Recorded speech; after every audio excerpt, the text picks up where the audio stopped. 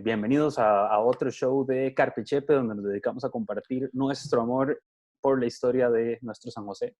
En el episodio de hoy vamos a hablar de la historia del café. Este es el episodio 2 sobre este tema. Es el tercer episodio de este podcast, pero estamos retomando donde dejamos la vez pasada, que fue cuando William Lillacre viene y se lleva un montón de café, de afiado. ¿Y por qué es importante quedarse por acá, gente? Porque tomamos un montón de café y qué más chiva que mientras uno está tomando café pueda hablar de la historia del café. Claro que Entonces, sí. Quédense por acá y van a aprender un montón. Carpe Chepe presenta Historias de San José. Conocerás más sobre la ciudad donde vivís, su historia, sus personajes, datos curiosos y algunos de los secretos mejor guardados de nuestra capital. Historias de San José, una producción de Carpe Chepe. Qué bueno verlos, mi gente. Qué dicha estar aquí. Este es como el momento más esperado de mi semana. Ahí está haciendo un desorden aquí. Ahí tiene birra y tiene historia. ¿Qué más puedo pedir? Porque estoy haciendo un desorden. ¿Qué le está haciendo esto? Que no aprendió a servirla. No, es como que Deberías llevar el tour de Carpe debería Chepe llevar el tour de cómo tomar birra. para que aprendas a tomar la birra y servirla. Ahora sí. Ahora Una sí. caoba. Caobita. Otra vez estoy con caoba, así esta es la última del pedido a domicilio que hice. Yo tengo una Con surá. Arboleda, cervecería Queridos artesanal. Caoba es una Tienes dark por IPA. ahí. Aquí la perrilla. Ahí está la perrilla. Yo estoy Me con fui a una la liga. lagercita aquí. Chiquillos, salud. Salud. Muchachos. Clean. Y a todos los que nos Ojo, están qué bonito lo que dice el vaso. Dice, good people drink good beer. Excelente. Empiezo por presentar otra vez a este hermoso cónclave que tenemos acá. En primer lugar, a Amaral, un salvaje urbano que ha vivido la historia que vamos a contar el día de hoy. Casi.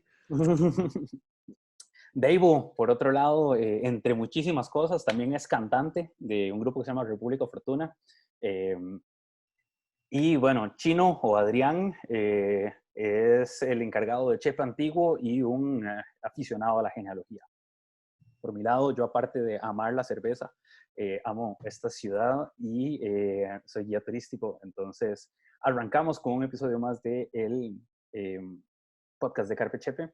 Y vamos a retomar de San José. Historias de San José. Vamos a retomar un poquito de las cosas que con cerveza, madre, sí. Para los que es la primera vez que nos ven, esto es lo que hacemos. Nos tomamos una birra, hablamos un rato de historia, intentamos que sea divertido para ustedes. Es importante recordarles que no somos historiadores, nada más somos apasionados del tema y estamos aquí para aprender. Entonces, si nos pueden enseñar algo, ahí nos dejan comentarios. Somos un poco geeks, un poquito geeks. Un poco ñoño, sí. Mae, el último episodio habíamos hablado de un decreto de Braulio Carrillo que habilita la siembra de café en terrenos baldíos. Y el link para el episodio anterior, si no lo han visto, se lo recomendamos, va a quedar aquí disponible. Y a partir de ahí se arranca esta locura por el grano de oro. Entonces, ¿quién se quiere mandar a partir de ahí para hablar un poquitito de ese decreto? Porque va a ser más importante en el foco del episodio de hoy, que va a ser la década de 1849. Tal vez para poner un poquito en perspectiva, había para esa época en San José cerca de 17,000 plantas de café ya produciendo y había un auge, había un boom. Para 1841 llega el buque Alcyon de Londres con mercaderías que venían para el señor Stipple, el que les iba a vender, por el monto de 38,079 pesos. Y eso representaba la mitad de las importaciones de 1841 que entraban por Punta Arenas. O sea, en ese barco venía la mitad de todo lo que se iba a importar, ¿verdad? Y ahí es donde se empieza a generar todo el negocio que hablamos la vez pasada de la Lechier y don Santiago Fernández Hidalgo, que básicamente le dio fiada a toda su producción de café a la Lechier, que se la llevó. Toda y un poco más. Toda y un poco más. Se la llevó toda y todo el mundo quedó esperando, ¿verdad?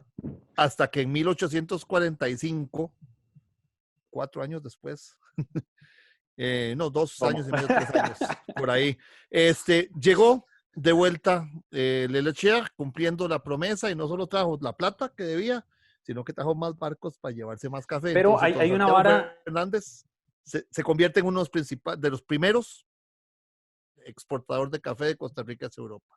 Es importante el decreto de Carrillo porque el personaje tal vez central del capítulo de hoy adquiere su finca cafetalera en esa década, ¿no es cierto, Chino?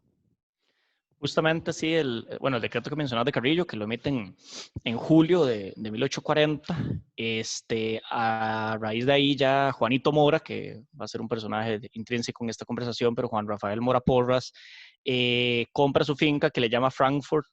Les debo el dato por qué se llama Frankfurt, pero así le llama a su finca, y empieza a cosechar café en lo que se llamaban las pavas, que bueno, actualmente se llama así y sigue llamándose así, y ahí múltiples y muy famosos cafetaleros tuvieron sus fincas. Algo interesante, como todo en la vida y los impuestos siempre van de la mano.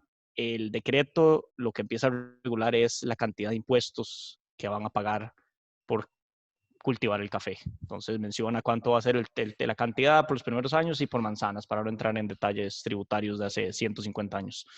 Mae, estuve leyendo y como en todos los episodios, la bibliografía va a quedar en los apuntes, pero en este libro de Hall, ella hablaba de que muchas de las sociedades que pasaban tenían un socio en San José y otro socio en Punta Arenas que facilitaba la exportación. No sé cuál era el caso de Vicente Aguilar. Vicente Aguilar tenía algo que ver con, o sea, estaba en Punta Arenas o estaba allá, o los dos eran de San José. Sí, de hecho justo la sociedad de Vicente Aguilar Cubero con Juan Rafael Mora Porras, que una pequeña nota al pie de página sobre Vicente Aguilar Cubero, Monseñor Sanabria, en una obra que él realiza, Genealogías de Cartago, hasta 1850, lo consigna como millonario. Eso estamos hablando en 1850, lo consigna como millonario, que llama mucho la atención, aún más porque la mamá de Vicente Aguilar era mulata, y su abuela fue esclava y después se libera, apellido Escalante. Sí, de hecho en las fotos, si usted ve una foto de Vicente Aguilar, se ve bastante rasgos Él era mulatones. sí, tal vez lo ablancaron y la historia lo quiso ablancar, pero él tenía ascendencia africana y su mamá era mulata completamente. Volviendo al tema, que es lo que estaba preguntando Piti con respecto a lo de la sociedad, que la sociedad se llama Mora y Aguilar. Realmente Vicente Aguilar se encargaba de la administración, es decir, él se encarga de manejar el negocio, llevar las cuentas, y Juanito Mora se encargaba de ir al exterior a colocar el producto, a hacer los negocios. No sé si exactamente, y no lo creo que haya sido tal vez en Punta Arenas, pero él sí salía del país a vender el producto. Entonces, siempre hábil como comerciante, ¿no? Exacto. Esa era la dualidad que tenían ellos dos. Vicente Aguilar Cubero tal vez es un personaje secundario en esta conversación, pero... de momento, ¿ah? Sí. Por ahora, sí. Y pero bueno, los más crean la sociedad en el 42, ¿verdad? Correcto, en el 42. Antes de eso él ya tenía muchos negocios, había sembrado cacao en Matina, tuvo una sociedad, una tienda en San José, e inclusive importaba productos de Jamaica, y él personalmente iba a Jamaica a importarlos. Eso, Pero Vicente los Aguilar más se Cubero. mandan para la Concha de la Lora y se devuelven los peluches. Correcto. Bueno, años después, como dice usted, sí, se agarran duro y hay un litigio. Pero Se van a juicio, correcto. Bueno, Sí, perdón. Gracias. Bueno, no, pero que cabe la pena aclararle a la gente por qué trajimos a cotación el nombre de Vicente Aguilar, porque es un personaje que podemos apostar que el 90% de las personas que están acá presenciando esto, pues no lo han escuchado mencionar, pero que de alguna u otra manera tiene un gran peso en la historia del país por cosas que ya veremos, pero entonces por eso lo traemos a la luz el nombre de él, porque de repente puede sonar un poco random ahí, como Juanito Pérez, pero no, Vicente Aguilar, ténganlo por ahí porque... Y les repito que hoy nos vamos a enfocar en la década de Juanito, le vamos a decir así. Entonces, exacto, eso es lo que iba a decir yo. Esto no sé si lo dejé claro o si lo mencioné del todo al inicio, pero eso va a ser como el foco de la historia de hoy y obviamente este personaje va a volver a salir. Eso quería hacer yo, hacer como un marco situacional. Este auge del café hace que se crezca o se desarrolle una oligarquía poderosa aquí en Costa Rica, con mucho dinero, ¿verdad? Y a partir de, precisamente, 1849, empezamos con una época que se le conoce históricamente como la era de los presidentes del café. ¿Por qué? Porque las gentes que estuvieron en el poder eran directamente o estaban relacionadas con las principales familias cafetaleras, de las cuales podemos destacar dos principales, que serían los Mora y los Montealegre. ¿Okay? Pam, pam, pam. Entonces, eso es una historia que es digna de más de una novela y telenovela también. Pero antes de entrar a esa década, Ajá. yo quiero hablar un poquito de contextos que se dan para que todo esto suceda así en esa década importante. Donde la dejamos en el último episodio, también hablamos un poquitito de cómo empezamos a exportar al Reino Unido, pero hay una vara que me pareció muy interesante y era porque el Foreign Office al inicio titubeó. Costa Rica intentó hacer relaciones diplomáticas y les dijeron que no, porque Costa Rica todavía no se había desligado de la Constitución centroamericana, entonces no había una garantía de nacionalidad, digamos. Eso me pareció muy curioso. Hasta que, habría que hacer la relación de que estamos refiriéndonos con la Constitución centroamericana. Estamos refiriéndonos a la República Federada Centroamericana de Morazán. Correcto. Que fue de 1824 a 1838. Dato curioso, durante esa época, 37, 38, don Juanito era el alcalde de San José. Entonces, ahí estaba el hombre, de verdad, siendo un hombre relativamente no, muy joven, y era el alcalde de San José, ya era un hombre que estaba en negocios fuertes. Entonces, ¿cuántos años tiene semanas en el 814? 14 sí. nace Juanito Mora. Para el 38 tendría entonces 24 años. Correcto. Joven, era alcalde de San José. Y en el 49 tenía 35. 35 años cuando llega al poder. O sea, se dice que hay alguien que sí sabe sumar aquí. Lo dije la vez pasada, yo no soy Piti, matemático. Yo tampoco soy yo, presidente. Tampoco soy yo, Piti lo pusiéramos de presidente en este momento. Yo presidente. En el 843 ya hablamos del inglés que se va con un montón de café prestado, pero pasa otra cosa muy interesante, y es que se funda la Sociedad Económica Itineraria. Uno de los primeros emprendimientos, hoy le llamarían entrepreneurship. No era un holding, sino que fue un consorcio de cafetaleros con el interés básicamente de abrir un camino hacia Punta Arenas y poder exportar el grano de oro. Eso fue, es aprobada por ley, por el Congreso, tiene que serlo. En ese momento no es como ahora, no existía un registro nacional, ni mucho menos. Y es de los incipiente derecho mercantil y el tema mercantil en Costa Rica, y esa es la Sociedad Económica Itinerante, como dijo Piti.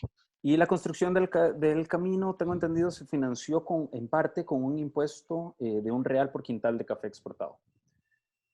Yo quería dar un par de datos históricos ahí, tal vez, rápidamente. Ajá. Primero, ahorita que está mencionando usted lo del camino, Piti, que la gente sepa que previo a 1840, el camino ese Punta Arenas solamente se hacía a través de mulas. El camino Las mulas podían llevar un par de quintales por mula, y la demanda se hace tan grande que obviamente algunos de los que tenían más plata empiezan a utilizar carretas, con el agravante de que las carretas, o sea, el camino no era apropiado para, imagínense cómo pueden tener unas mulas un camino, ¿verdad?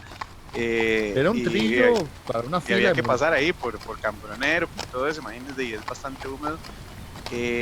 Y bueno, como está diciendo Piti, se hace un financiamiento para convertirlo en un camino para carretas a partir de, la década de 1840. La carretera, dijo Amaral. La carretera que de hecho se concluye en 1846, la ampliación del camino de mulas. Y aquí eso cambia la cantidad de ¿cómo se llama? De café que se puede llevar, porque una carreta puede llevar 10 quintales.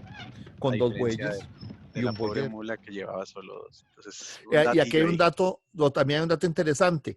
El hecho de que salieran por Punta Arenas, lo mencionamos la vez pasada, significaba que además de las 3 semanas que le tomaba la mula llegar al puerto, tenían que hacer la vuelta del Cabo de Hornos en Argentina, lo cual le tomaba 5 meses redondeando a un barco para dar la vuelta hasta Argentina y volver a subir para Europa. Pero además se pagaba un flete de 5 libras esterlinas por tonelada de café para hacer ese viaje. Mientras tanto, si el viaje se hubiera hecho por Matina, en Limón, hubiera costado de 30 a 40 chelines por tonelada. O sea, se estaba haciendo lento, estaba saliendo más caro, más trabajoso, y todo esto siembra cosas que vamos a hablar en el próximo episodio. Pero es muy importante tener esa perspectiva. Luego, a finales de la década de los 40, la economía europea entra en crisis, entonces el precio del grano cae y el volumen de las exportaciones también. Pero Ajá. en 1849, que es donde empieza el foco de nuestro episodio de hoy, bueno, una de las primeras cosas interesantes que pasan es que se firma un tratado de amistad, de comercio entre Costa Rica y el Reino Unido. Y eso nos permite o nos facilita los vínculos políticos para las exportaciones, y también se ratifican tratados comerciales con Francia. Sí, Piti, yo quería aportar algo ahí porque, bueno, tal vez la gente no se acuerda que es hasta 1848 que Costa Rica se convierte en una república. O sea, la República de Costa Rica nace en 1848 con la bandera y el escudo y todo el tema, con José María Castro Madrid. Una de las cosas que lo primero que buscaron en ese momento fue reconocimiento internacional. Ustedes han visto que en este momento, cuando un país se independiza, todavía hoy en día lo que busca es que todos los demás países lo reconozcan. De algunos lugares. Nosotros necesitábamos ese reconocimiento y por eso se dan esas firmas de tratados con Inglaterra y con Francia, tratados bilaterales donde se protegían al conciudadano de cada país, se garantizaban las cosas y además, una cosa muy importante, se envían representantes diplomáticos ya a esos países, que eso es obviamente una cosa que abre toda esa conexión directa, digamos, ese WhatsApp que ocupábamos ahí directo. De hecho, como un Un dato poquitico más lento, mae, pero sí, toquecito. Como dato interesante, los primeros tratados internacionales que son firmados por Costa Rica los hace Mariano Montalegre. De hecho, se pasó como 20 años antes. Eso es como en 1820, claro. 1830, que son los, claro. el Montalegre origen. Bustamante. Correcto, Montalegre Bustamante. Sí, porque hay otro Montalegre luego que... Y lo vamos a hablar hoy. Perdón, y solamente para terminar. El malo y el menos malo. Una recopilación de datillos previos que había tenido ahí, pues que la gente sepa que Braulio Carrillo, que es el que rompe definitivamente las relaciones con la República Centroamericana, básicamente la razón por la que se rompe es porque nosotros ya teníamos una bonanza económica a través del café y los países del Triángulo, que son Honduras, Guatemala y El Salvador, seguían peleando por el tema de cuál era la capital, o sea, pasaba en ese pleito. Y nosotros estábamos financiando, básicamente nosotros financiábamos a toda la federación. Entonces, Braulio es el que dice, se acabó esta vara, o sea, se acabó hasta aquí esta fiesta payasada. Y se acabó porque solo Costa Rica era la que estaba financiando esa guerra, básicamente. Entonces, pues, ya ese era un poquito de contexto ahí, perdonen que me devolví.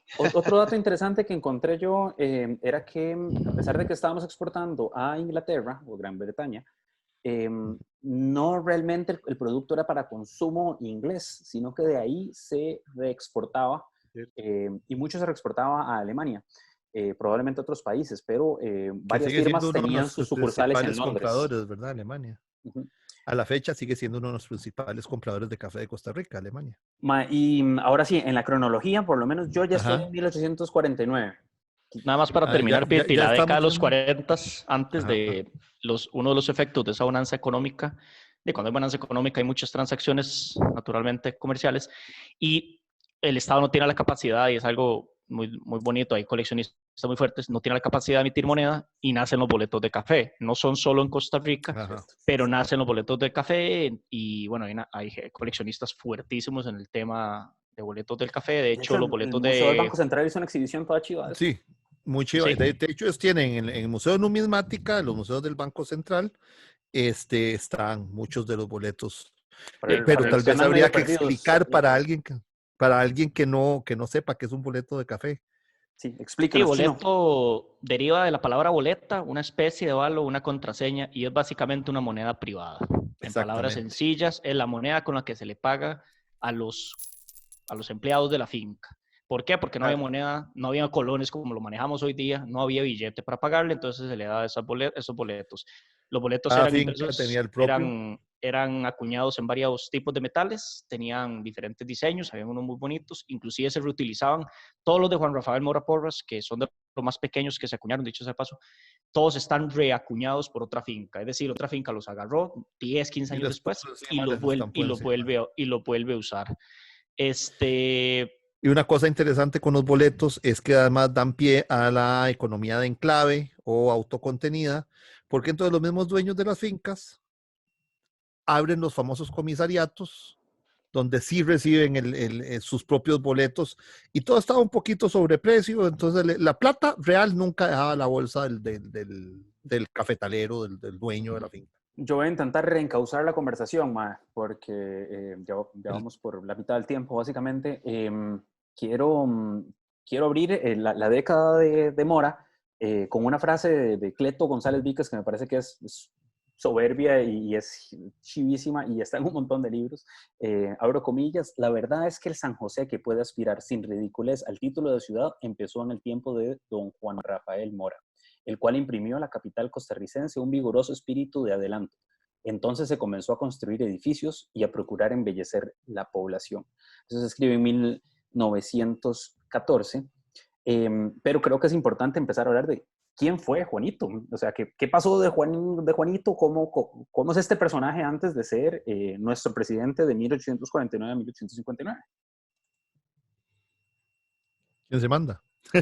Bueno, ahí lo interesante es que, bueno, yo les acabo de mencionar que José María Castro Madrid, que tiene su estatua ahí en el, ¿cómo se llama? Ahí cerquita del Banco Negro. el Es busto el frente primer al Banco presidente del Central. país, 1848, y de repente la gente dirá, "May, ¿por qué 1849 llega Juanito? O sea, ¿qué pasó Ajá, ahí?" ¿qué pasó ahí? Bueno, pues que nuestro querido José María Castro Madrid fue de los presidentes más golpeados históricamente, le hicieron varios golpes de Estado, y ese fue uno de ellos. Juanito era el vicepresidente, dicho sea de paso, en esa administración, y al darse el golpe de Estado, que obviamente no vamos a entrar en detalles, pero en 1849 queda don Juanito, el famoso Juanito Mora, de presidente en 1849. Que la gente sepa que Juanito no es despectivo. Juanito le decía a la gente de su época De por su cariño. apariencia y por cariño, y porque o sea, tenía un aspecto bonachón, dicen por ahí. Sí, un dato nada más curioso, estaba buscando un nombre, pero no lo tengo ahorita. El que en realidad, o sea, don Juanito era el vicepresidente de José María Castro Madrid. A José María Castro Madrid lo hacen renunciar, básicamente, Bueno, y el que queda, pero ya se había peleado con Juanito y Juanito había renunciado a la vicepresidencia. Entonces, el que queda, como por 2 o 3 días de presidente, inmediatamente que sale don Juanito, es su hermano. 2 o 3 días hasta que don Juanito decide reasumir porque era el que había sido electo, digamos, en su momento. Y ahí viene luego que gana las elecciones del 53 ya por derecho propio y las del 59, pero vamos a ponerle vamos freno a por esa vaina. partes.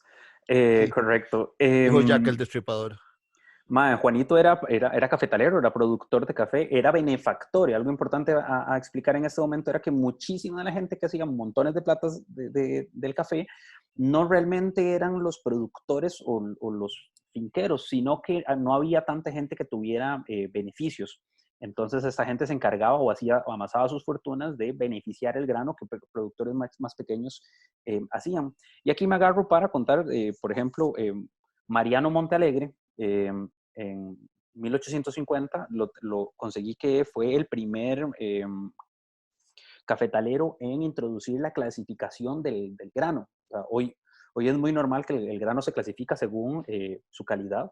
En aquel momento, Mariano Montalegre era uno de los primeros que puso ese estándar y se hacía a Tenemos mano en una aquel aclaratoria. momento.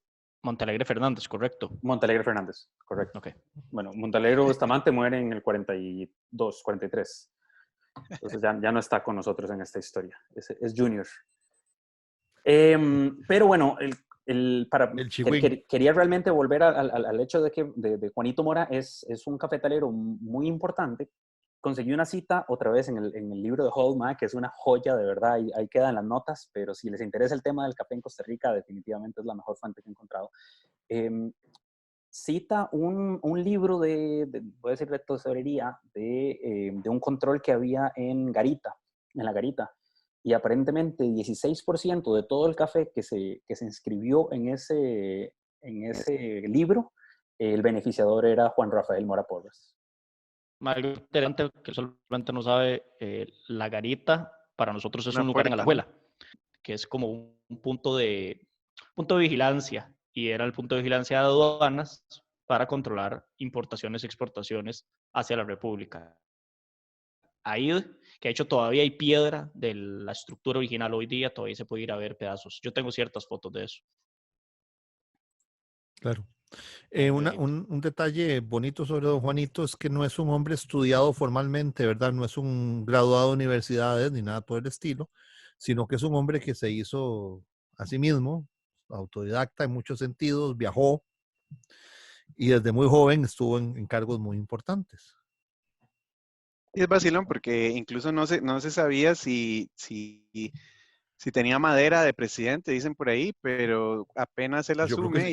y eso lo dice don Cleto, bueno, obviamente sus detractores lo dudaban, apenas asume, y estamos hablando de una persona de 35 años, ¿verdad? Apenas él asume, se nota inmediatamente que es un estadista de verdad, como no había habido, quizá por ahí Braulio había sido hasta ese momento uno de los más importantes, pero Juanito tiene la ventaja de que en ese momento, del 49 en adelante, crece muchísimo el precio del café y bueno, básicamente teníamos la plata y ahora sí empiece, como decía Piti en esa nota de don Cleto, bueno, él pudo haber usado la plata para otras cosas, pero la usó para desarrollar una capital que realmente fuera digna de llamarse ciudad. Mae, a propósito de esa bonanza económica, que creo que es parte del contexto importante de hablar de esta década de Juanito, que es tan importante para el país, pero sobre todo para el desarrollo urbano de San José,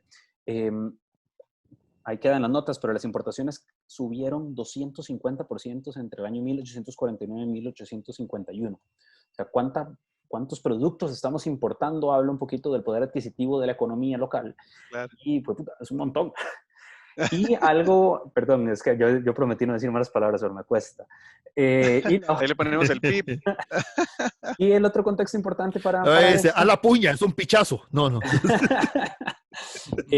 Más que hay muchísimas mejoras en la construcción. Entonces vamos a hablar de que hay muchas edificaciones importantes que suceden en los gobiernos de Juanito, pero también pasa porque en el país hay mejores técnicas, hay más herramientas, hay maquinarias, y los materiales también cambian. Empezamos a ver más piedra canteada, pero sobre todo la introducción del ladrillo, el hierro y el vidrio son como game changers en la construcción. No, y además la importación, si se quiere, de cerebros, se vienen para acá pues ya profesionales en la construcción. Hasta ese momento lo que existían era tal vez unos proto ingenieros, ¿verdad? Era gente como que eran maestros de obras que sabían algo de canteado y algo de construcción.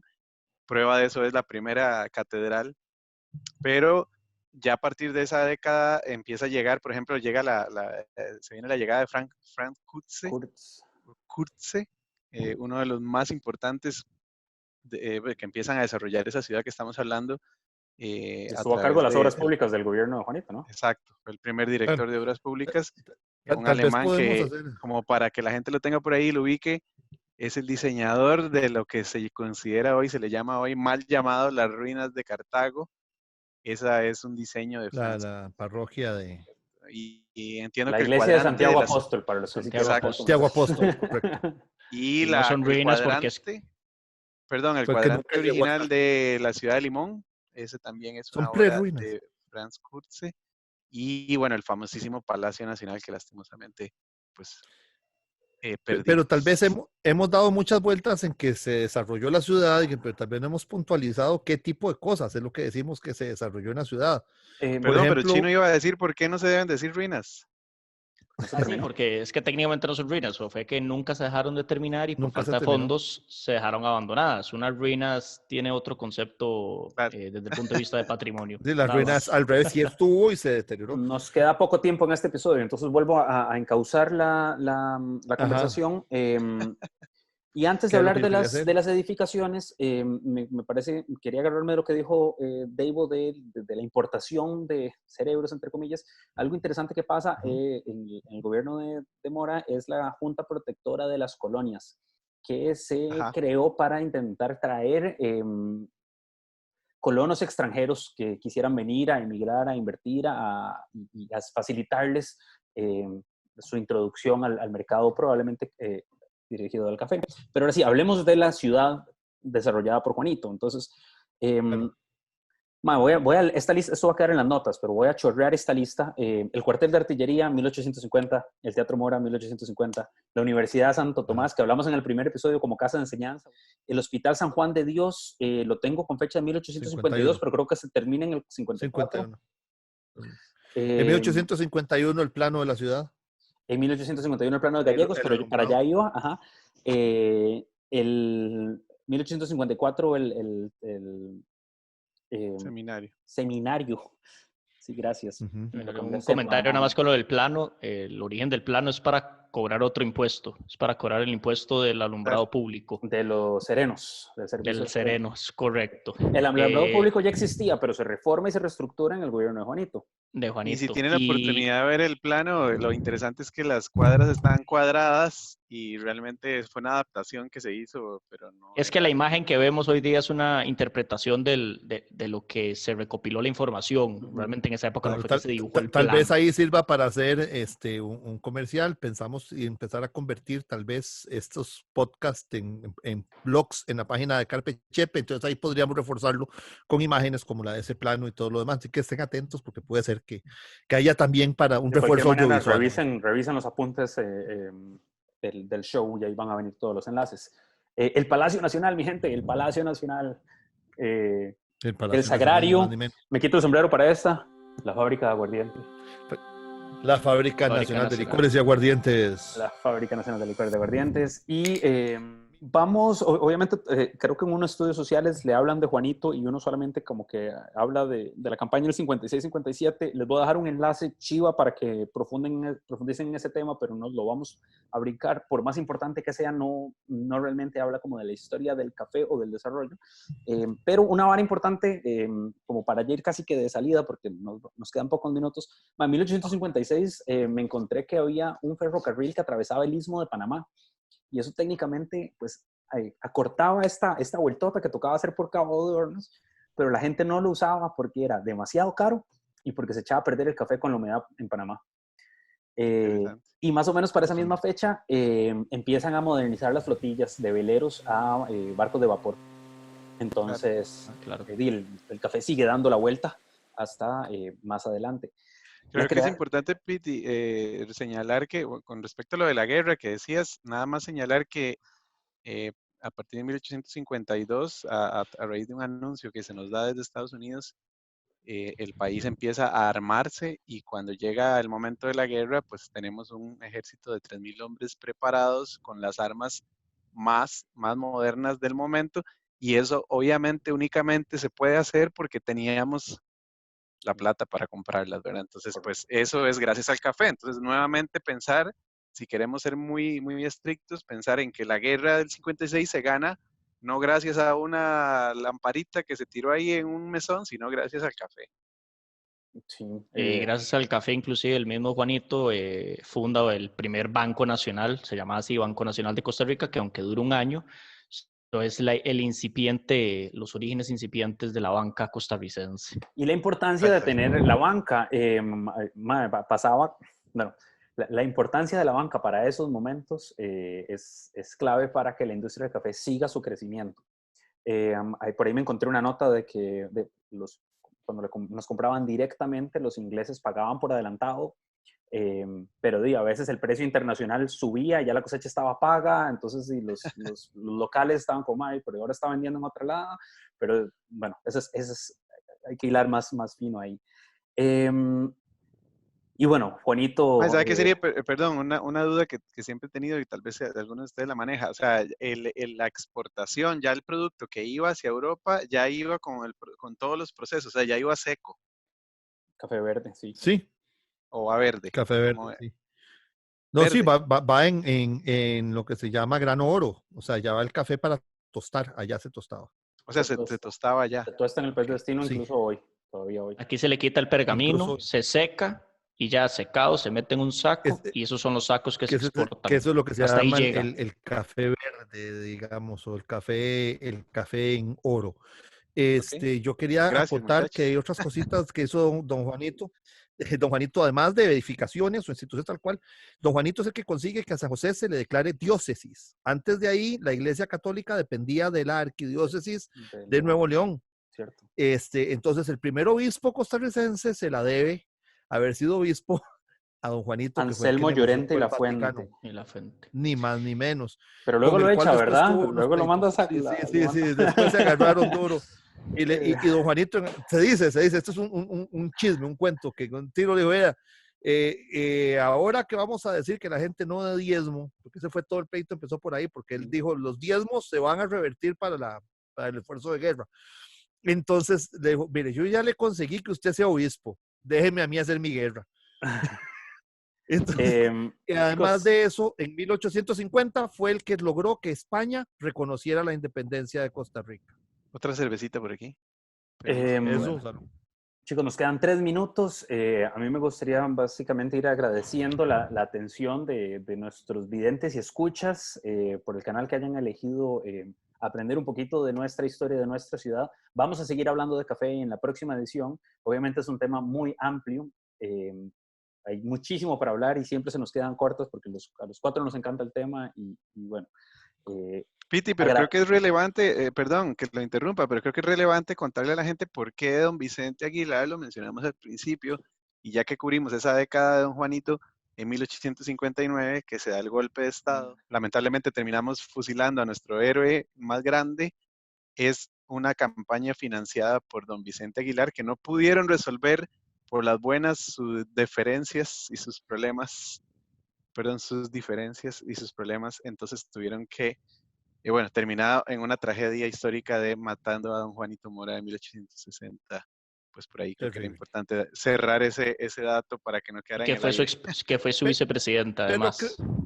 Sí. Nos queda menos de un minuto, mi gente. Pero creo que además esto da porque tenemos que hacer un contenido solo de toda esa parte de la historia. Creo que toca volver. Nos vemos en un episodio para seguir hablando del café, de donde quedamos en este momento. Muchísimas gracias a todos por su atención. Levanto el vaso y brindo por ustedes. Quédense en casa. A su mucho. salud. Quédense en casa, sí. Historias de San José, una producción de Carpe Chepe.